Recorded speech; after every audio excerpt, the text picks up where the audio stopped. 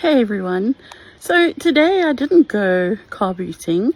I went on a trawl of some of my favorite antique haunts in Northamptonshire, and I found a few bits of treasure. Would you like to see what I found? So it's not a whole lot, but I like to think of it as quality finds. So I started with this amazing glass bell jar dome. It's not actually a bell jar though. This has got a fascinating use. It was used, and the clue is in the top. You see that ring there? It's obviously for hanging up. So why would you need to hang up a glass dome? Well, actually, it's quite simple. In Victorian times, when you had either an oil lamp or a candle burning, it would give off black soot, and in order to prevent it from damaging your furnishings or your ceiling, especially if you're in a small cottage, you would hang one of these bell jars above your candle to catch all of those fumes or the gases, and thus preventing any damage to your decor. But they are wonderful pieces of social history. Just look at the movement in the glass, the bubbles, the way it swirls. I mean, this is all hand blown. That little top there would have been added by, I mean, they're just wonderful decorative items. And again, I would use it to just put something under it like a cloche, or even you could just hang it up and enjoy what it was for, what its original use was for. Okay, then moving on over here, I found a beautiful edition of David Copperfield by Dickens, and when I looked inside, the publication dates to 1903, so that's a lovely Edwardian clean copy of Charles Dickens' David Copperfield, a nice one. And then I buy this sort of thing when I see it, because when we do our street fairs, especially in London, where people are looking for pieces for their little flats where there's not a lot of space, so things have to multitask. Well, they're fabulous. Look, there are bookends. They function as a bookend, but they are also letter holders or document holders. So you've got a 2-in-1. I've not seen those before, so I quite like that. And look at the little leaf brass insets. I mean, these are fairly common, but they're nice teak wood and good quality, and they're going to stand the test of time. Antiques of the future, I would call them. And look at this wonderful, I just think this is a lovely silhouette of a gentleman. And look at that lovely little clasp at the top. It's sort of an acorn. Yeah, I really like that.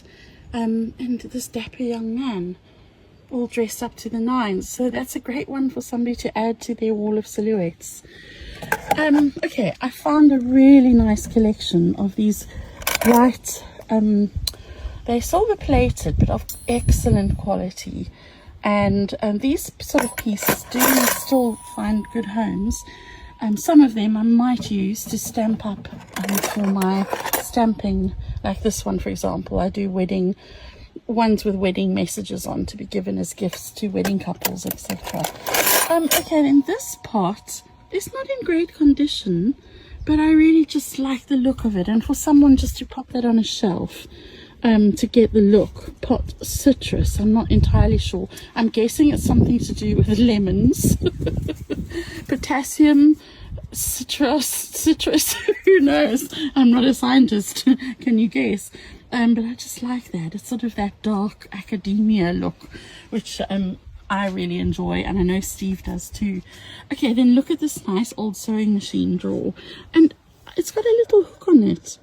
I don't know what that's for. Maybe it hooked onto into the sewing machine stand, but I love it. Look at that little handle there that's all been carved into or worked or turned into the wood. These are great things to use for storage or put condiments in, etc. And then a lovely, look at this. Isn't that beautiful? It's an antique religious print in original frame. It's had its back, I think, replaced, but isn't that so pretty? I just thought that's a really nice thing. Okay, and then under here, a beautiful a pink Florentine letter tray, These are absolutely my favorite things to find. They are so pretty, and this would look lovely on a dressing table for you to pop your perfumes on, or your jewelry or things like that. And look at that. I'm going to zoom. There we go. This is the Sweetheart brooch pin that dates to World War One, and it's really quite poignant, really, because they were given to the girlfriends, really, of, or partners of, soldiers who were leaving to go to the trenches. And this one in particular has a heart on it. It's silver and rose gold. It's in lovely condition, but isn't that a beautiful little thing? I really fell in love with that when I saw it. And then look at this. It's the tiniest little New Testament book, but it's like a long cigar. And I mean, I've never seen anything like it. It's just too adorable. That had to come home with me. And then a beautiful, I'm just going to zoom out a little, there we go. This is an ironstone warming dish.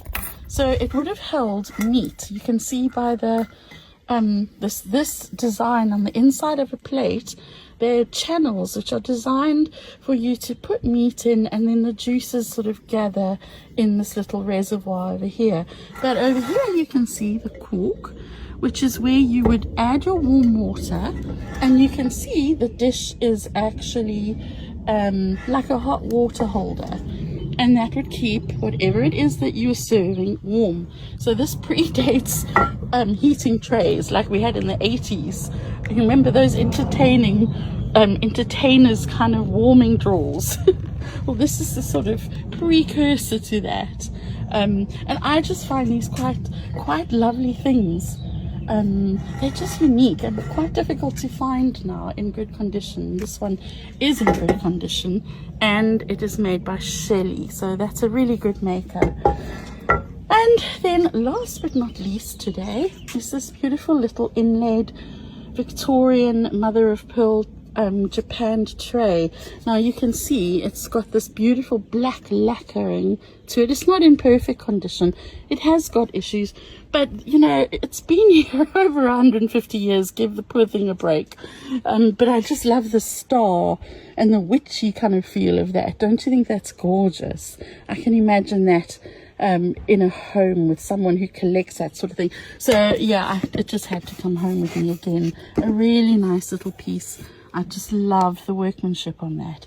Right, so not a whole lot coming home. Of course, shopping in antique centres and in antique shops, it always is going to be tricky to find stock that you can sell on for a profit. But if you look hard enough, there are always things that you can do something with. Oh, and I forgot the little chapel chair. This is a really nice old chapel chair. It's got the little, if you look at the back, this is where the hymn book or prayer book would go. And they were made very uncomfortable so that people didn't fall asleep when they were in church. Need one of those? Get in touch. Anyway, these bits will be coming with us to our next fair, which is on Sunday. We're doing Berkhamsted High Street Antiques Fair. Or if there's anything that you see that you would fancy, please feel free to DM me for information. And we're happy to post out. No problem. Okay, everyone. Thanks for having a little look, and I hope that you're enjoying your day.